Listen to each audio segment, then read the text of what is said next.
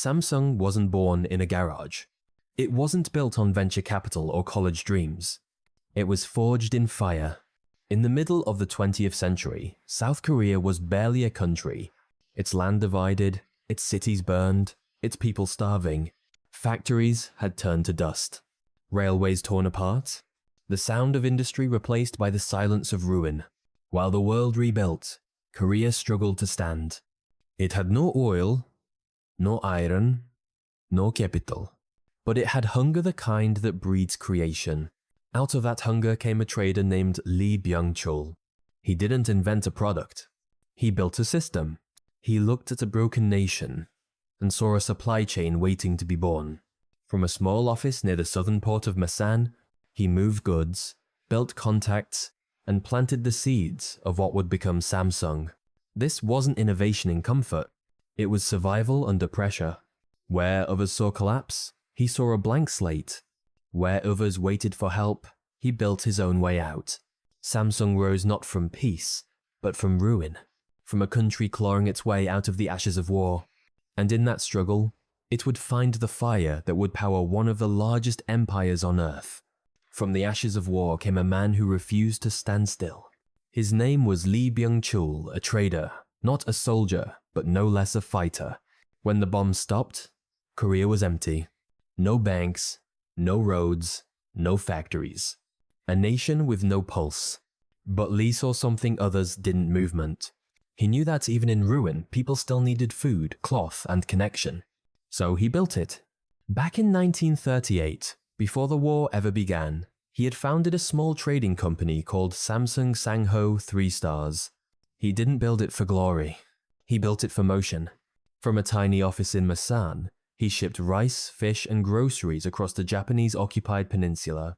He learned how to move goods when others couldn't move an inch. That lesson would soon define his life. When Japan surrendered and left Korea in pieces, most entrepreneurs quit. Lee accelerated. He bought what others abandoned: empty warehouses, half-broken mills, shattered supply lines.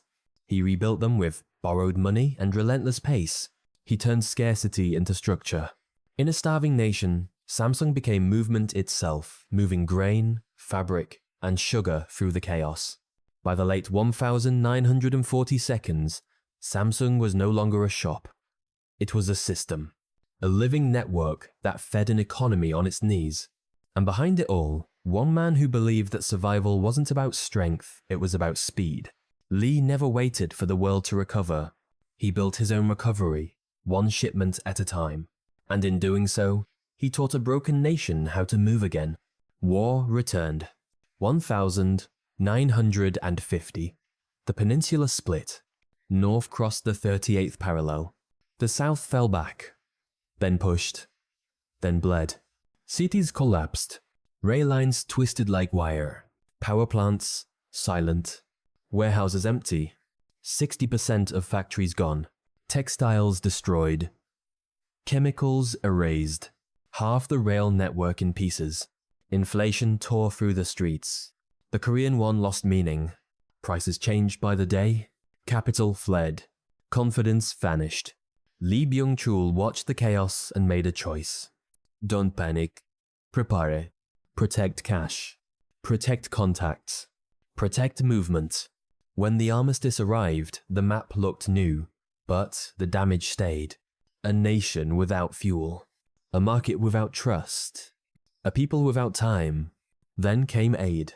Dollars, machines, trucks. The United States, the UN, and allied programs opened a pipeline. Not charity. Strategy. Rebuild industry. Stabilize society. Block collapse. Seoul had to pick its champions.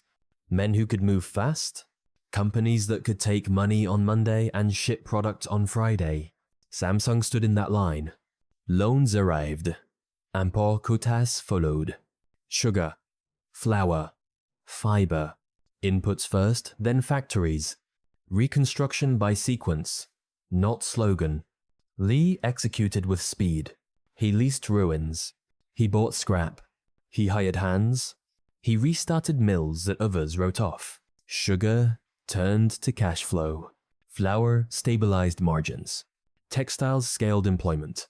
Every plant fed the next plant. Every truck fed the next route. Critics spoke. Favoritism. Too close to power. Lee didn't argue. He shipped.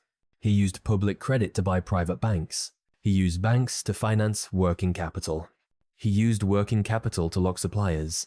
It was vertical integration under pressure. A business school case written in real time. Growth surged. Revenues doubled again and again. Samsung evolved from trader to manufacturer, from mover to maker.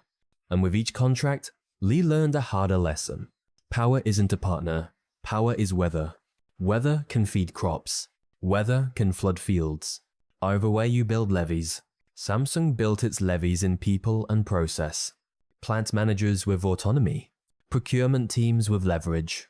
Logistics that didn't ask permission.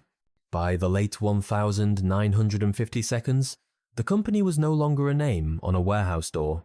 It was a machine banks, mills, insurers, trading desks moving in rhythm, a system that could breathe through shocks. But systems invite attention. Attention invites risk. Korea's politics trembled. Street rumors grew. A coup whispered through barracks. The friendships that lifted Samsung could crush it in a night. If the wind changed, did the machine still stand? The next decade would answer that question, with steel, silicon, and a new kind of discipline. The streets of Seoul shook again. Tanks rolled in, soldiers took power. The old regime gone overnight. Lee Byung-chul's closest allies disappeared. Ministers arrested. Banks frozen. For a man who had built his empire through connection, it could have been the end. But Lee didn't panic. He did what he always did, adapt. He met the new generals, listened, waited, and offered what they needed most: results. Korea didn't need more politics. It needed production. The generals wanted numbers, exports, jobs, growth. Lee could deliver all three. Within months, Samsung returned to motion. Textiles became uniforms. Chemicals became building materials. Electronics was still a dream, but the idea was forming.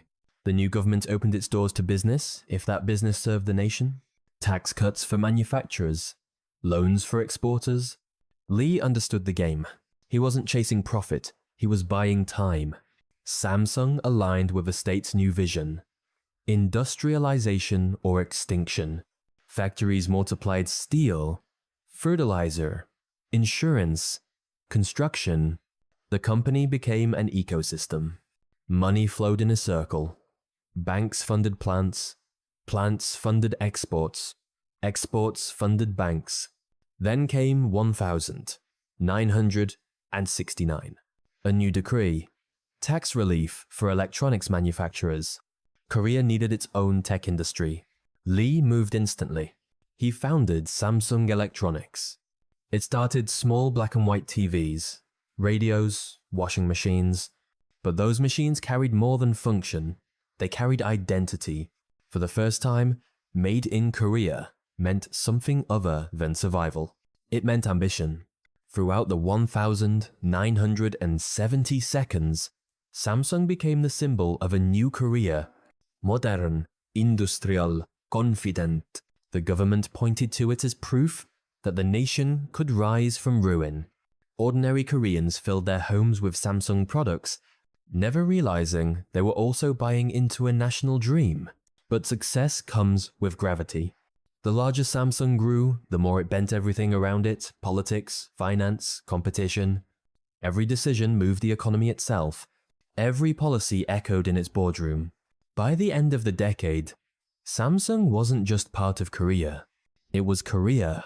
And from that point on, the line between state and company would never be clear again. By the end of the 20th century, Samsung had become more than a company. It was a system, a culture, a mirror of modern Korea. From sugar mills to semiconductors, from shipyards to smartphones, its reach defined the nation's rhythm. It employed hundreds of thousands. It shaped education, labor, even urban design. Every Korean family touched Samsung in some way through a paycheck, a product, or a promise. But the foundation of that power was built decades earlier by a man who understood motion better than anyone. Lee Byung-chul turned survival into structure. He believed a nation's strength wasn't written in its soil or steel, it was written in its will. Through 5 decades, Samsung's story was never clean. It was built on loans, on alliances, on risks that could have failed 100 times. It thrived under regimes that rose and fell, yet it endured because its purpose outlasted politics. When Lee passed away in 1987, Korea was no longer a war-torn state. It was an industrial power wired, connected, rising fast. His successors carried that same DNA. Relentless, adaptive, global. They pushed from hardware to software, from imitation to innovation. And while the world debated whether Samsung was too big, too close to government, too powerful, the truth was simpler. It had become a reflection of Korea itself. Ambitious, restless, resilient. There's a line often repeated in Seoul's business circles.